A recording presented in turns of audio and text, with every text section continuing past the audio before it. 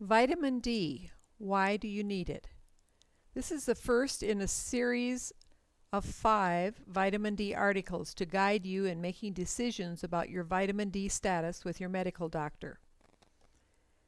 There are some handouts for this program. They are available on the South Dakota Senior Meals Program website. It appears on the screen. There is a link that says handout. So click on the handouts link and print off 2 pages, Vitamin D, Why Do You Need It? And Worksheet 1, Vitamin D Content of Foods. There are also links for other video clips on this website. Vitamin D, why do you need it? Sunlight exposure, specifically UVB rays, is needed by the body for the synthesis or production of vitamin D3. Vitamin D3 is the form of the vitamin we need for calcium absorption and bone health, for controlling immunity and inflammation, and the prevention of many related diseases. Your chances of being left vitamin D deficient after the longer dark days of winter are over is probably greater than you think. Vitamin D production can be blocked in the winter if you live in a northern latitude. Studies have been done in cities like Omaha and Boston showing very little, if any, vitamin D production taking place late fall to late winter. Vitamin D3 production can be blocked by sunscreen, clouds, smog, and glass. You actually need to be outside of the house or car for the synthesis to take place. To make vitamin D production even more difficult, our skin becomes less efficient in producing vitamin D3 as we age. We can get vitamin D3 naturally through a few food sources such as fatty fish like salmon, sardines, and herring, and egg yolks, and from fortified foods. These foods provide us only a fraction of the total D we need for the day, however. What to do? Follow our whole series on vitamin D. We'll outline what you should do to assure your vitamin D status is sufficient.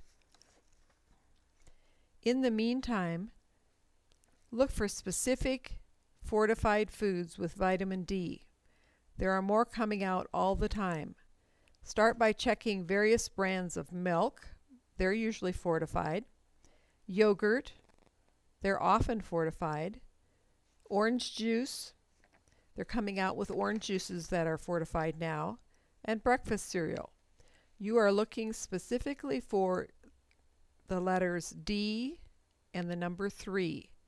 Vitamin D3 or the word cholecalciferol, which is vitamin D3, in the ingredients section of the label. Write down every brand of every food you find that is fortified with vitamin D3. If you take a multiple vitamin, check to see how much vitamin D3 it contains also. Don't forget your vitamin mineral supplements and your vitamin D if you take it. Check for international units. Get your worksheet. Let's take a look at that. What we'd like for you to do is look in your cupboard at home, in the grocery store, for the amounts of vitamin D in foods. Record the foods and beverages you find that contain vitamin D3 or cholecalciferol. Write down the brand name and the serving size of the item and the amount of vitamin D the serving contains in international units. For instance, I recently looked at a carton of milk. The serving size was 1 cup. It was skim milk. The label said it contained 25% vitamin D.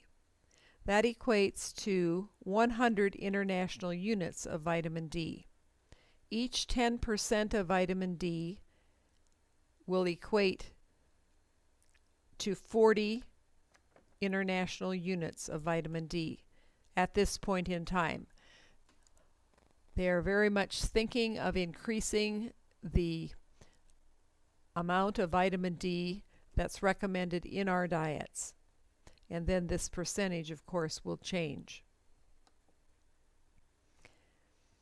The vitamin D content of foods worksheet, again, is available on the South Dakota Senior Meals Program website as it appears on your screen. Go to the handout link and print off your worksheet as well as the handout for this session and subsequent sessions.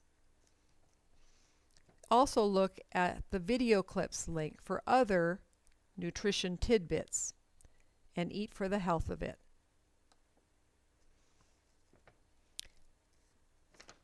Finish your assignment before our next class and then go on to the second topic in the vitamin D series and print off the handout for that second session. The name of that second topic is Consequences of Not Enough. Eat and be active for the health of it. Your health.